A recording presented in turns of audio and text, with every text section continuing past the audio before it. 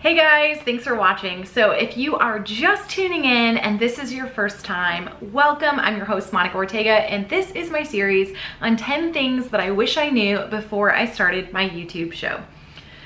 Oh, we're at number 9. It's a big one. It's probably the question that I get the most, and definitely the one I'm the most uncomfortable talking about. Money. So ever since I started, people ask me how I afford to travel, how I afford the show, and let me just be 100% honest, I don't. So what I mean by that is I was very fortunate when I started the show that I had just come off of booking a few commercials. Now, going back to one of the first points that I made, I did not look at this as a business, which was one of my biggest mistakes. I did not start a separate bank account, keep track of my funding. I just poured in my money, my life savings. I thought, oh, I love to travel and this is what I want to do is create this show, so why not, right? Cut to 4 years later, it's a bit tricky to be sustainable. And if you've been around a while, I even did an Indiegogo campaign, which I'm also thinking of starting a series of 5 things that I learned doing a crowdfunding campaign. So if that's something that you're interested in, please let me know in the comments and I will definitely let you know what I learned through making some mistakes, hiring a coach, and learning what I did. Side note. Anyway, making money to travel. Here's the other crazy thing. So I go to a lot of travel conferences, and everybody that I've talked to that is in this world of YouTube, I feel like we all make our money in very, very different ways. And I will go through some of the ways that I know of that have worked for me, that I've never tried, just to let you guys know different possibilities. Number 1, I would say, know your worth. So what I mean by that is it's a very tricky business, especially in travel, because a lot of people will just do things for trade, which sounds great. Like, especially the first time. I mean, the first time somebody offered me a free hotel or a free suitcase, I was like, oh my God, this is amazing, right? You're getting free travel, which a lot of the time is part of the pay, and that's definitely valid. If I'm on a press trip, anything like that, when I went to Ireland for Matador Network, oh my gosh, that's saving me so much money to travel, and I will do that as many times as I can. But the reality is I also have bills and I have rent and I'm a freelance worker. So if I'm not in Los Angeles working my other jobs, I'm not getting paid. So on top of the rest of the travel that I'm paying for out of pocket, food, whatever it is, flights sometimes, all of the other things that I'm paying for out of pocket, I'm also losing all of the money that I'm not making working, which means most of my life is spent working 3 weeks at 60, 70-hour weeks to make up for that week that I'm traveling. So it's very, very difficult. And this is 4 years later and I'm still navigating a lot of that because the money is very inconsistent. So if you are hoping to just start a YouTube channel and be a millionaire, God bless, good luck. And it does work for some people, but the rest of us hustle a lot. So that being said, it's been a struggle, but there is a turning point. And the first time I talked to a tourism board and they responded with, send me your rates, I bet fell out of my chair. I was like, oh my gosh, I can get paid. I can get paid for this? What?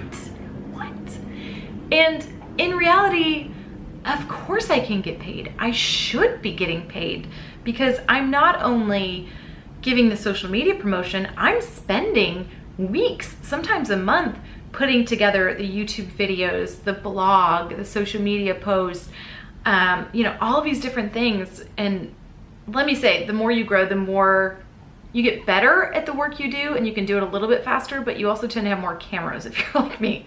So I now end up having 2 action cameras, my camera, a drone. It's a lot of footage to go through. Most episodes I edit down from about 2 to 2.5 hours down to 5 to 10 minutes. So it's a lot of work. And at some point, you shouldn't be doing that for free. Like at some point, time is money, and especially with the educational stuff because I try to make my destination focused, because my goal is to get people to actually go to these places.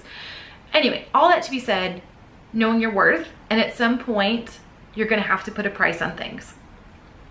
Now the best practice that I've heard, because people in this world tend to be very quiet about what they charge, is instead of going off of what other people are making, go off of what you need to make and you know your worth. So if I know a video is going to take me 3 weeks, a month to put together, I have to look at all the hours that I put into that, figure out what I need to be making hourly to get by in life, and that's what you charge. Now that's working with tourism boards, working with brands, things like that. There's so many different ways. Me personally, that's how it's worked. But again, I have a hosted educational show.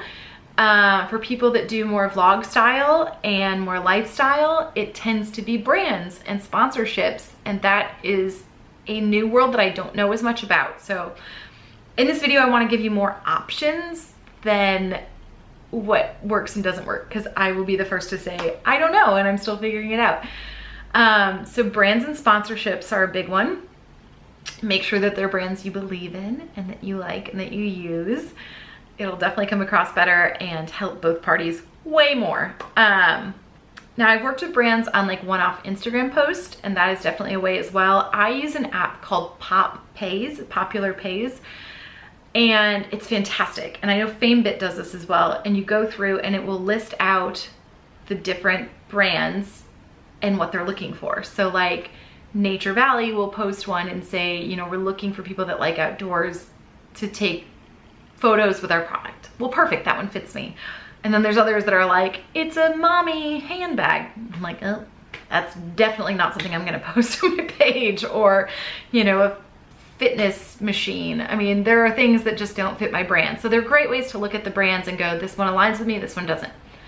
Amazing for one-offs. I'm definitely working on trying to build up relationships with brands that I want long-term relationships with. Sponsorships, things like that. So that's a big part. Another way that I have heard of people being successful on YouTube is using Patreon? Yeah.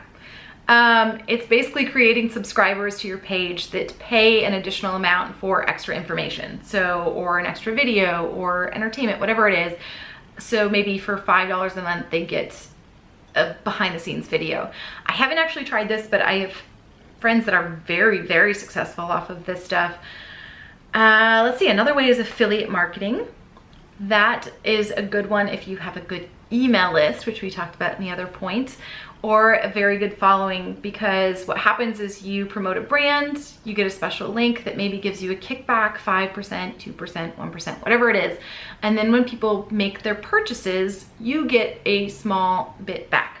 So Amazon is one that I use.